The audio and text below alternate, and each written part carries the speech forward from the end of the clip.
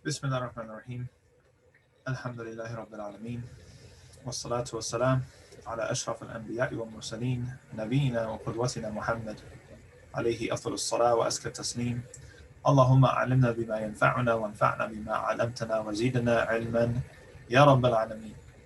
Assalamu alaikum wa rahmatullahi wa barakatuh, everybody. Welcome Thursday evening to our ladies class, Riyadh al-Saliheen, and now currently the Fiqh of Divorce. In addition to any other questions that you want to have answered, we haven't had anyone send in questions for a while. I hope that's a good sign, not a bad sign. Please don't hesitate.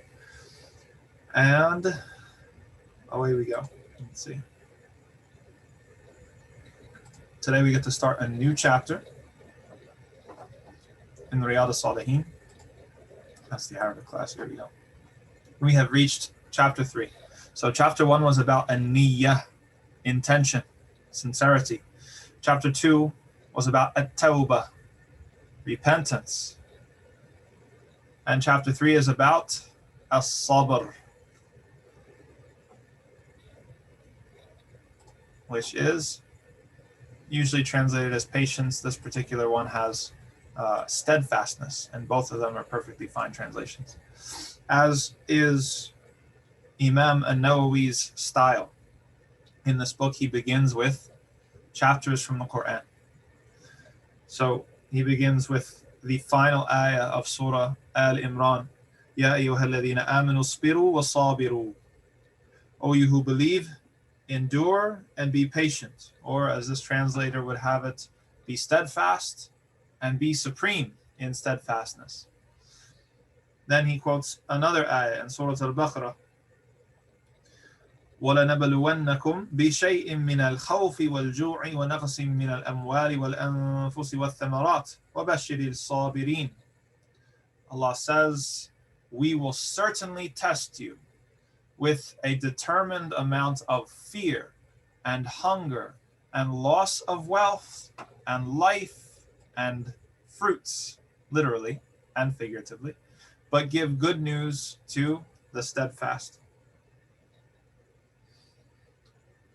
This ayah is extremely significant. It's one of the pillars of our faith, of our expectations in life, of our sense of destiny. And it's one of the ways in which Allah sets our own expectations for what we are going to experience in this world. Allah says that certainly He's going to test us. Okay? So nobody should imagine, nobody should expect that they are going to have a life that's like a bed of roses, as we say. Just complete good times all the way, or to put it in an economist terms, kind of the parabola, ever increasing happiness and joy in life. There are some kind of people out there or voices in the media that make it seem like that's what our life should be, that our life should be just like ever increasing happiness and joy. And that's simply not realistic. If you try to make that your life, something's going to have to give. Allah subhanahu wa ta'ala, He's telling us we should have a different expectation of what life is going to be like. It's going to be more like a sinusoid.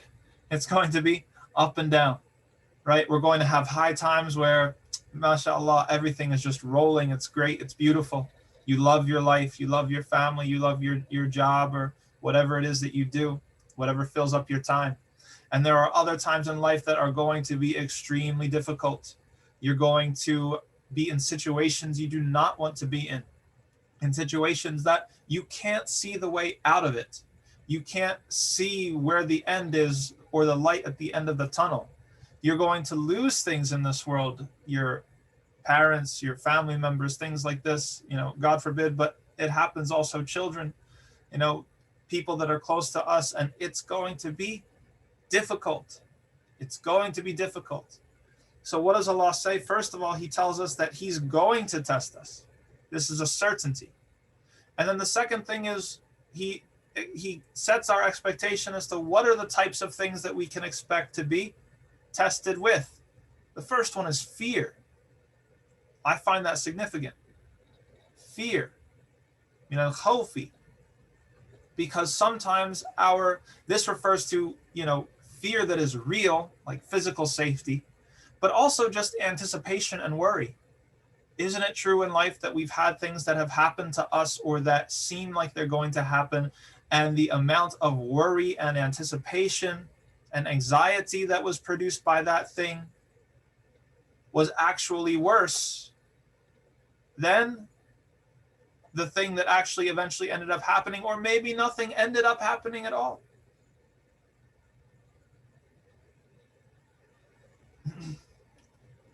So the first thing Allah tells us is that He's going to test us with fear. How does one get tested with fear? To see if one can maintain their faith, their equanimity. That even if you're burning up on the inside with anxiety and worry, which happens to all of us from time to time, at least you're going to have a baseline level of decency and piety and righteousness. You're not going to get in a situation where you just turn your back on Allah and Islam and let everything go. This is the point of testing us with fear. Then what does Allah say He's going to test us with? He's going to test us with loss, or with hunger first. With hunger. This is deprivation of basic necessities, which many of us in today's day and location, many of us have never really faced. And Allah, we praise Allah for that. But many of us do. Many of us have faced this sort of hunger, hitting at our basic needs. It's a test. If fear was a test to see how we would respond in the face of emotional crisis, then hunger is a test to see how we're going to face a physical crisis, or a crisis that threatens our livelihood. Are we going to be tempted to dabble in things that are not permissible? Are we going to keep our dignity and our values even when we feel like things are on the line? And then finally, loss of wealth and life and fruits with thamarat. Right? We could put property in there with the last one, even though the language is specific to thamarat, which is the produce of anything. Right? Here, coupling all these three things together: wealth and life and fruit. Wealth and life and produce, the product of what you've earned. Because wealth, you might have inherited it, you might not have earned it or seen it grow. But thamarat, the things that result from your hard labor and your work, it's extremely trying to see those things go up in smoke, to be completely wiped out. You have a home, a flood comes, or a tree falls on top of it, or a hurricane comes, something like this. Your wealth, one day you have a secure job, you have a secure sort of situation, and then economic downturn, recession, depression, you lose your job. Now everything is unstable. Your life, included in your life is your health. One day you're able to walk and everything's fine, you're able to do everything, and the next day you're bedridden. Your very existence is in question, either you or those that you love. All of this is part of Allah's destiny, and it's not separate in any way from what Allah has destined. But it gets to the issue, okay, if Allah loves us, if Allah wants us to succeed, then why does He give us this hardship? Why does He allow the creatures that He loved to experience such grief? The answer is in the beginning of the ayah: to test you. Not just for the sake of the test, but because, and we said this in the khutbah the other week, Allah gives us what we need to produce inside of us the virtues that we need to get to where He wants us to be. Where we're at is right here. And Allah loves us, so He wants us up here. But guess what? We don't get to jump up there for free. There's a price to pay. And that price to pay is the hardship and the trial that Allah has destined for us. Even things that are mistakes. We said the story of Usama bin Zayd, how he killed a man who had said the Shahada. And the Prophet ﷺ really let him have it because it was a terrible mistake. And as embarrassed and humiliated and sad as that mistake made him, it actually gave him an essential lesson that he never forgot after that. So once the Prophet ﷺ died and the Muslims were fighting against other Muslims and things were chaos, he took the lesson from that previous hardship and he applied it and he kept himself out of harm's way. So all of this is for a test. And so what's the relevance is that after all of this, Allah is building our expectations. He's telling us what's going to happen. And He's told us why. To test, to examine. And then He says, وَبَشِّرِ الصَّابِرِينَ. So give good tidings, give glad tidings to the steadfast. Good news. Because everybody's going to go through it anyway. Nothing that you can do is going to change it. And so who are the people who are going to come out on top after these sorts of tests? It's the steadfast, the people who are patient, the sabirin. They are the ones who understood the role of that hardship in their lives. They're the ones who understood the source of the hardship, or at least who willed the hardship, Allah subhanahu wa ta'ala in the first place. And they are the ones that trusted Allah, who sent the hardship. They trusted Allah to bring them through that hardship to the end. And because of that trust, Allah will reward them and they have good news.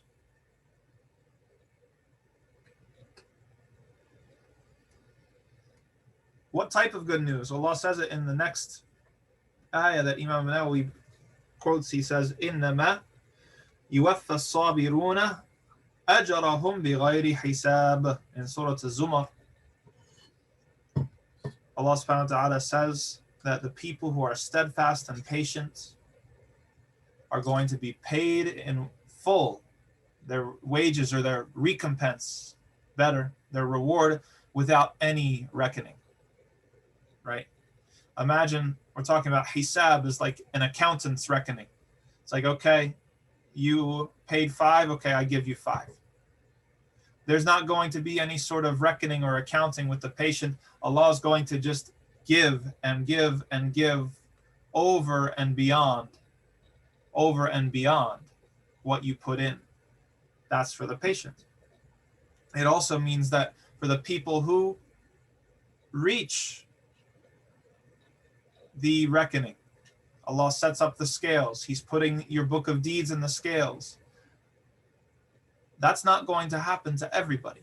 There are certain people, and this group of people, the steadfast and the patient, are among them. Allah subhanahu wa ta'ala is going to let you go through. Easy pass. You don't have to stop at the scales. You can just go on through. You've gone through a lot. You have been patient. You have been steadfast. And so, you just go right on ahead to the next station.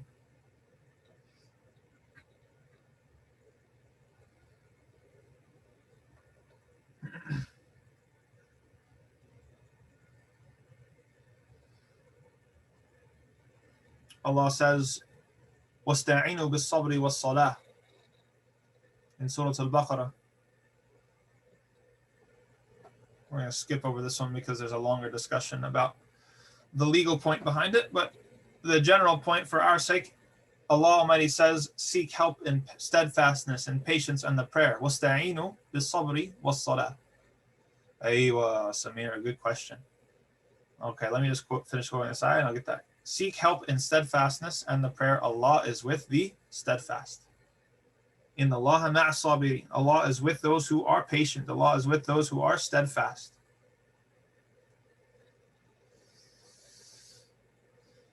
How do we tell, our sister Samira asks, whether we are being tested or whether we are being punished?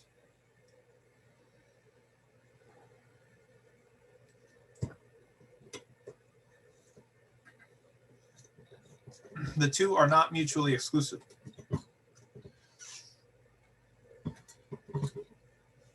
Because even Allah's punishment is not simply retribution. It is also opportunity for redemption, right? And what I mean by that is that Allah gives people opportunities to turn back. And sometimes the opportunities to turn back come via ease, right? Something that you weren't expecting to be as easy as it was. Something that ended up great and you were kind of uncertain as to how it would turn out. And then sometimes Allah subhanahu wa ta'ala gives us an opportunity through hardship.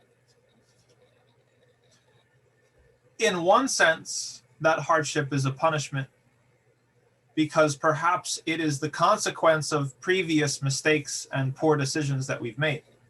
In that sense, there is sort of a consequential punishment to it.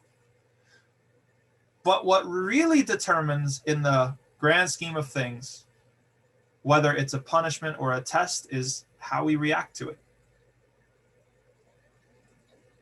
If we recognize the source of this thing in our lives, that it is willed by Allah and it is willed by Allah with wisdom, because Allah does everything with wisdom. And so we put our trust in Allah to bring us through it, to get to the other side, and we don't transgress against Allah during this period of hardship, then it's a test and we've passed. If we despair, or if we transgress when hardship comes, if we get arrogant, if we say, why me? I've done all of this. I've done so many good things. I don't deserve this. This is not my fault. This is not fair. And we rebel, either with our hearts and our intentions, or even with our actions. We try to make threats with Allah. If you don't give me what I want, then I'm going to leave Islam. I'm going to stop praying, etc., etc. Then this is a punishment. This is a punishment because the result has been that one's heart has gotten a little bit harder throughout the process, and one has completely squandered their opportunity for redemption.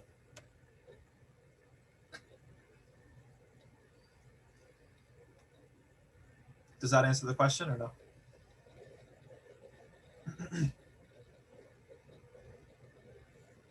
Alhamdulillah.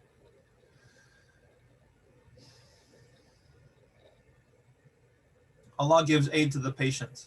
That's what Allah says, فَاسْتَعِينُوا بِالصَّبْرِ وَالصَّلَاةِ إِنَّ اللَّهَ مَعَ الصَّابِرِينَ. Allah is with the patient. He gives aid to the patient in this life and the next. In this life, because the patient are not as afflicted, they're more even keel than those who are not able to be patient throughout life's ups and downs. And Allah is with them in the afterlife in terms of their reward and recompense for their trust in Allah.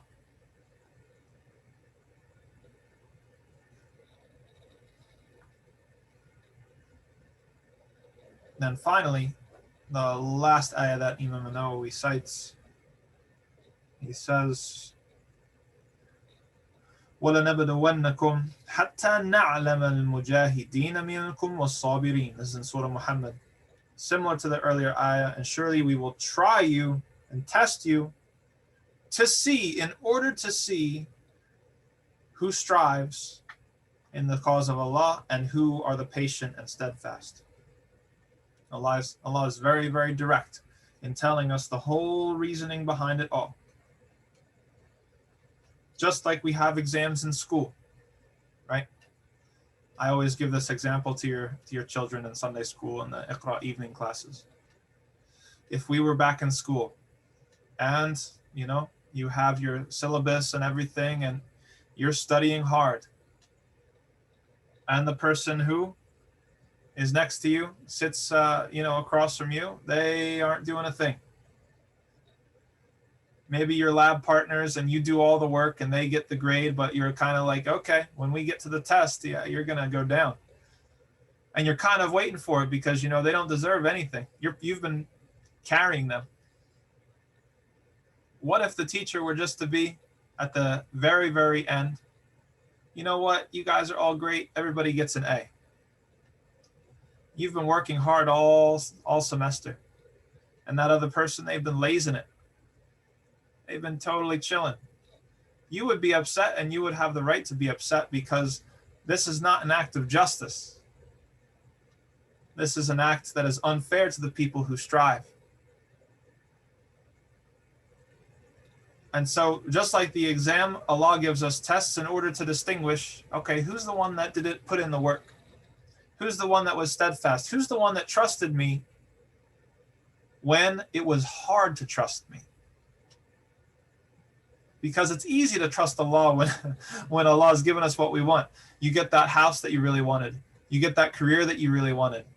It's really easy to trust Allah in those situations, right? It's like, okay, I trust in Allah, this is going to be good.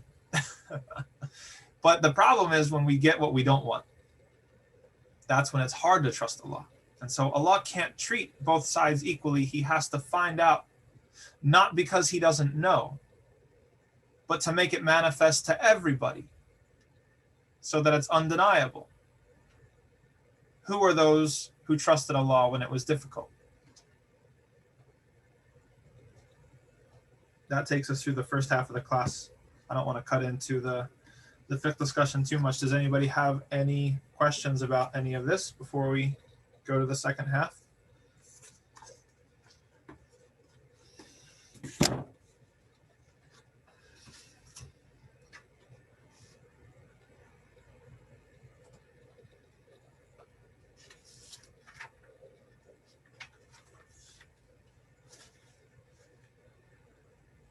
Okay. Today we're going to get into some issues of difference of opinion after spending pretty much the last two classes on establishing the wisdom behind divorce and what is basically the agreed upon sunnah method of divorce. We said that it's almost like a clock, like a time lapse. And we did say that we will talk about other situations such as menopause, such as prepubescent, if that was possible for the sake of argument, or a woman that doesn't have a period, okay? But for the menstruating woman, okay, once an announcement of divorce is made, a clock starts ticking, okay? After 3 successive menstruations or menstrual cycles, if there has been no reconciliation, then the divorce is finalized. What we mean by finalized is that it now requires a new marriage contract and a new dowry to get married, even if it's between the same people, okay? Within that waiting period of 3 menstrual cycles, the 2 people can get back together however they want, verbally, through a night of passion, through any sort of thing, anything at all that indicates reconciliation is considered reconciliation, okay? And we'll talk about the different conditions about that later. But we said that the scholars were adamant that to announce, or for a man to attempt to divorce a woman during her period itself is an innovation, and it is sinful. Just like a man to try to divorce his wife when she is pregnant is sinful. Just like a man who tries to divorce his wife in a period that she's not on her menstrual cycle, she's not actively menstruating, however, he has had intimacy with her since her last menstruation. This is not the sunnah, this is innovation, and he is sinful for doing it. What we're going to talk about today is, okay, it's sinful, okay, it's innovation, but does it count? If it happens, does it go through? Is it actionable? That's one of the things we'll be talking about today. Yes, good question. We'll also get into it in a second. It is a condition that accepting extreme circumstances, They have to stay together in the same house, and the husband is responsible for her livelihood and maintenance and everything else, because that gives them a chance at reconciliation, right? If she just went to her, parents' house, then what's the chance that they're going to reconcile? Now, there are exceptions to this. If there is any sort of physical abuse or any other type of abuse, or he's trying to punish her in some sort of way, nope, then she can go. No problem. But in a situation where that is not present, then she is required to stay there, because this is the most likely to yield reconciliation. But we'll get into that in more detail as well. So the scholars posed the question. Okay, it is the sunnah, like we said. An announcement of divorce is made. Clock starts ticking. 3 menstrual cycles later. Okay, now let's say hypothetically that they allow those 3 menstrual cycles to elapse, and so the divorce is finalized. We said that they've got 3 shots together as a couple. They get to have 3 announcements of divorce. They can get married again with a new contract and a new dowry and stuff like that. But what if they divorce again? Same thing. They can get married one more time, 3rd time. And then if they get divorced a 3rd time, then if it's finalized, they are not allowed to get married again until the woman marries a different man first and consummates it. Not just a contract. Consummates a marriage to somebody else first. Okay, so 3 strikes, you're out. And the reason why this mechanism exists is to stop men from trying to punish or play with women with divorce, or use divorce to punish women. Okay? So if he plays around with it too much, guess what? He has to watch and has to see her go and marry somebody else, and not just marry, but actually consummate the marriage. Okay, so the scholars pose the question. Is a man allowed to pronounce divorce a 2nd and 3rd time within that first waiting period? Okay, the waiting period is 3 months long, 3 menstrual cycles. Is a man allowed to just, let's get it over with, and I'm just going to, every time you're done your menstrual cycle, I'm going to give you a new announcement of divorce so that we don't have to go through to shut the door entirely, right? Is this something that's allowed or not? The majority, 3 out of 4 legal schools, say no, this is not allowed. This is, somebody who does this is sinful.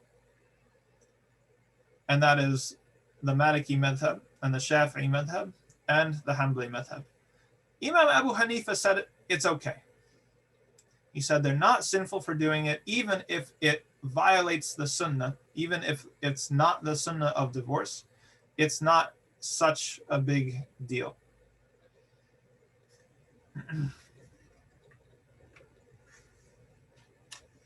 However, the evidence of the majority is very, very strong, and obviously even Abu Hanifa would agree that it violates the wisdom behind how divorce is supposed to happen. There's a reason why Allah gave couples 3 chances. There's a reason why he allowed it to stretch out for the time period that he did, in order to maximize attempts at reconciliation.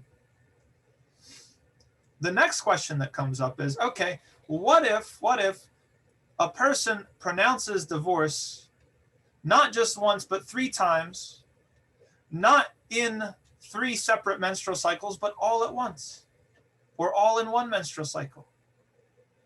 If somebody is really, really sick of the relationship, no, the minimum, good question, Asma. I could see the ambiguity in my wording. No, the minimum time for divorce is 3 months, 3 menstrual cycles.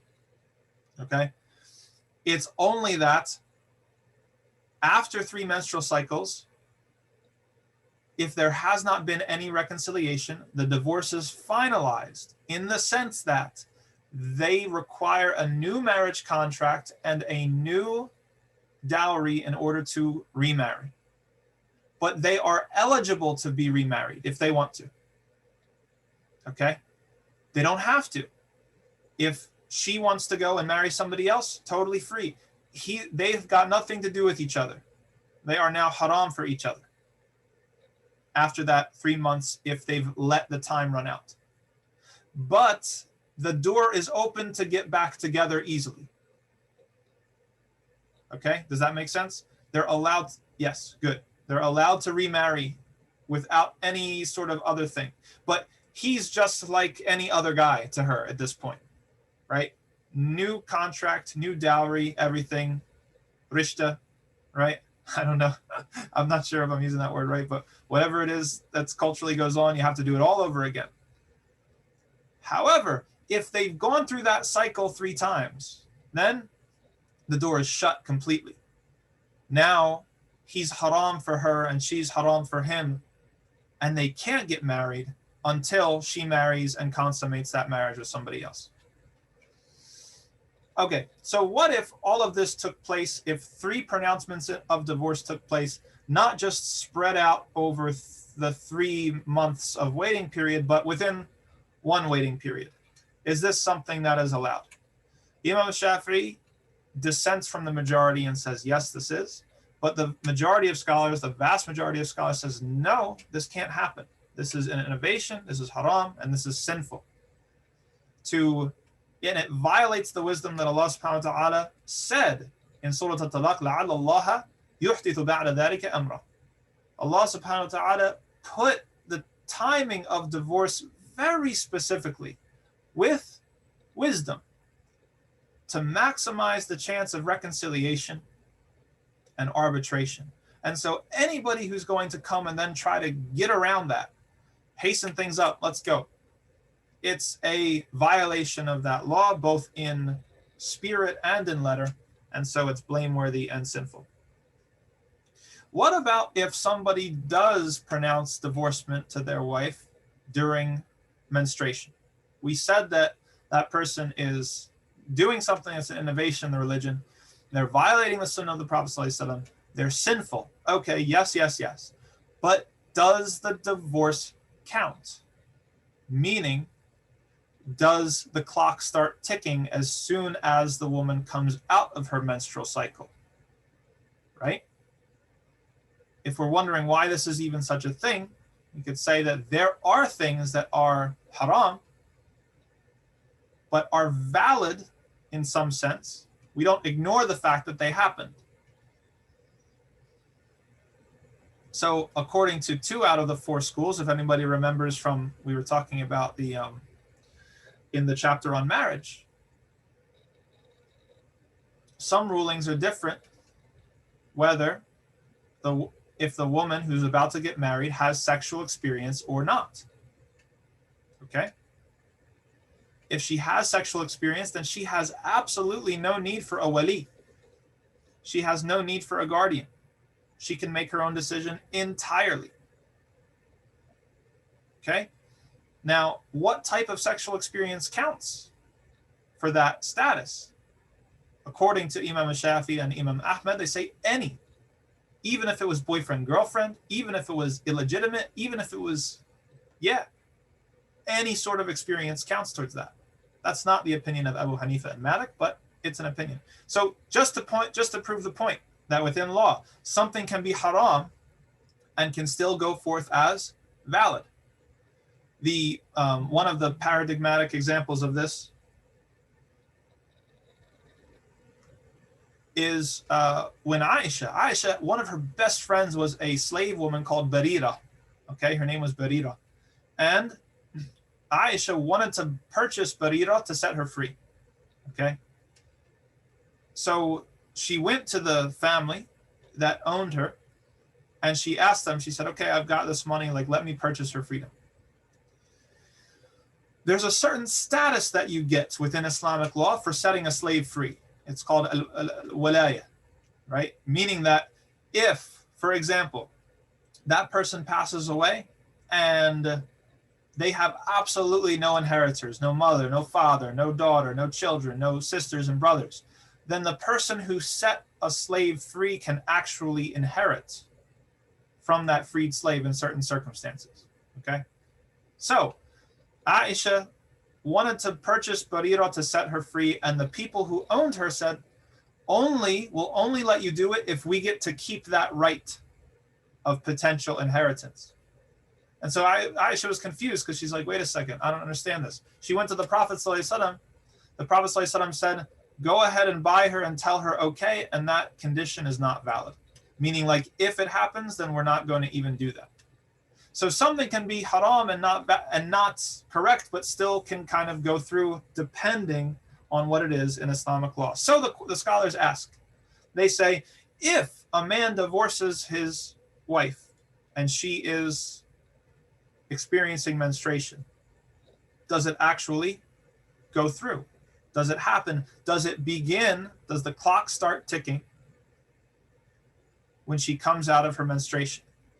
And the majority say, actually, yes, it does.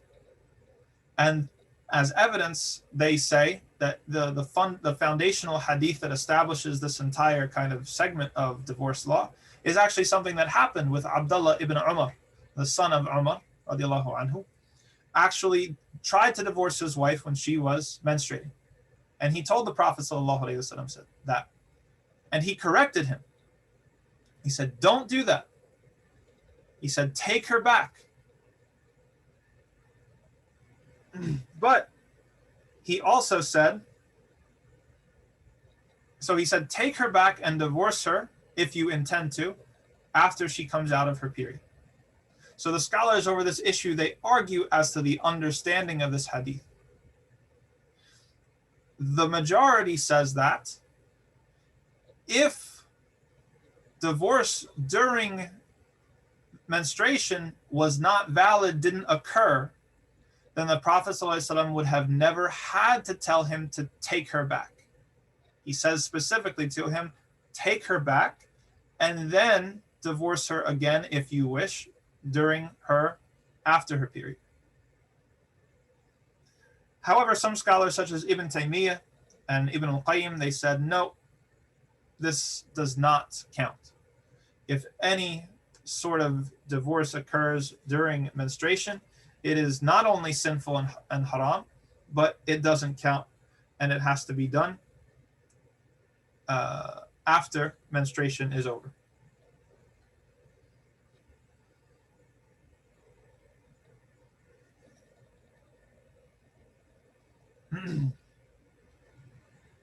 Okay, we're running out of time. Let's see how many questions we have here. Okay, we only have 3 more. Okay, let's blitz through these 3 and then we'll have finished this. And then this is all al-talaq, which is divorce, which is initiated by the man. And then next time, inshallah, we'll talk about al-khulu' and the different types of divorce that can, or annulments or whatever have you, that can be initiated by the woman. Inshallah, we'll cover that next class. Okay, now keep in mind, the majority said that if a man tries to divorce his wife and she is menstruating, it's haram, it's sinful, but it goes through, meaning it counts. But Malik has a qualifier to that. Malik wasn't completely satisfied to let it go. He says that, and this is an issue, if such a thing happens, a man says to his wife, you're divorced, I want to divorce you, and she's during her menstruation, is he obliged to take her back to reconcile? Malik says yes. He absolutely has to take her back. He doesn't even have a choice. So basically, the conclusion of what he's saying, it's as if that divorce never happened. Sometimes we have differences in fiqh that are just semantics, right? So Malik is saying that, yes, it kind of counts a divorce in menstruation, but he's required to take her back immediately and wait until the menstruation is over.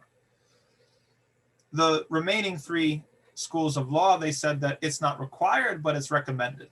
It's recommended that he take her back right then and there for the duration of the menstruation, and then if he wants to divorce, he can do that later after menstruation is over.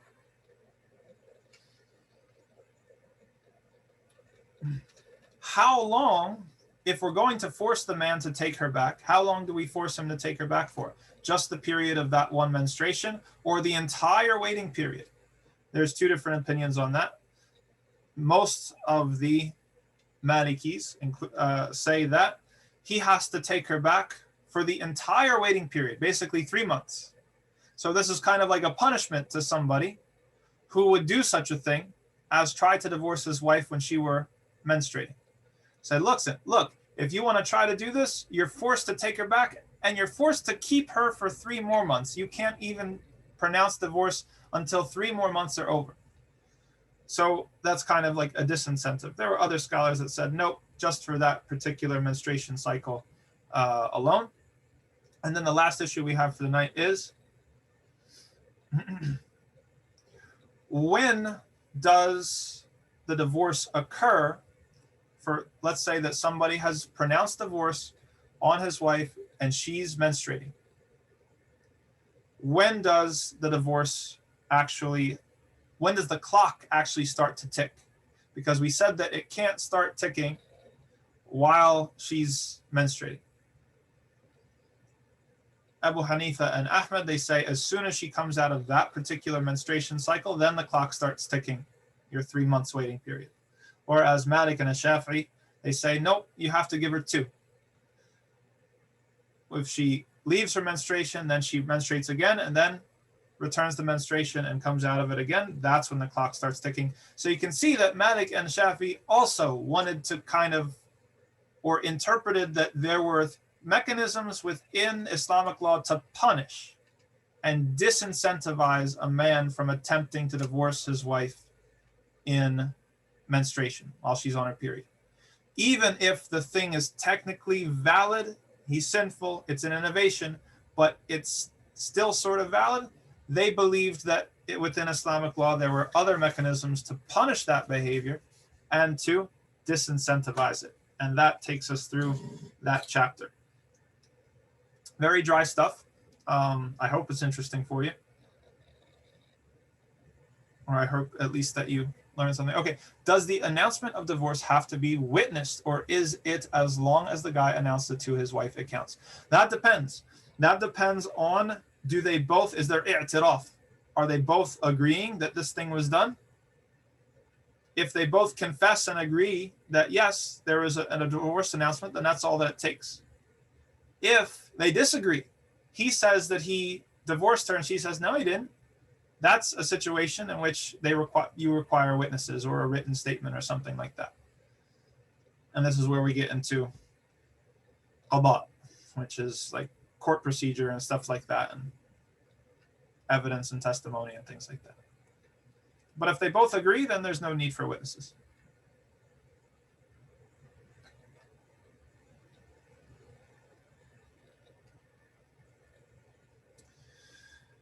That's a great question, Sire. In the first class about divorce, we talked about what's the wisdom behind the waiting period in general, and about how the waiting period in general, it serves many purposes. One of them is to maximize the likelihood of reconciliation. It's to slow people down, because people can be hasty and in a moment of anger can say things that change the rest of their lives. But it's also to establish whether there is a pregnancy or not, right? Which is why we have that added condition of the sunnah being that divorce happens not during menstruation and there having not been intimacy since the previous menstruation. One of the pieces of wisdom behind waiting 3 months is to determine whether there is a pregnancy. If there's a pregnancy, then that would completely change the decision for one or both of the spouses. And so they would be usually more likely to reconcile. So if divorce is allowed to happen within a menstruation cycle, that kind of messes with the timing of everything.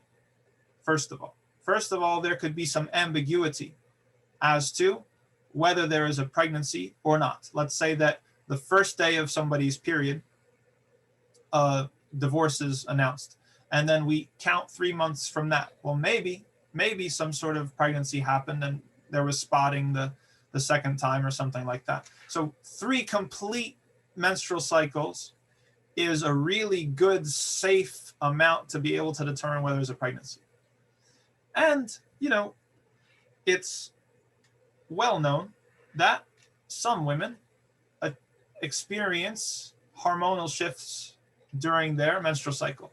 And hormonal shifts can affect the degree to which a couple is able to mitigate differences, to get along, to cooperate, and things like that.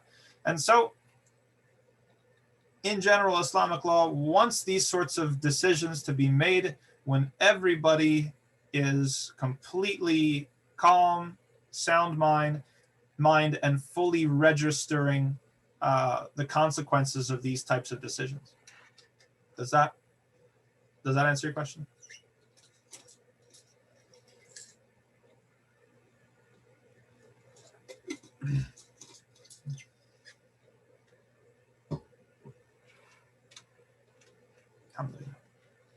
Anyone else?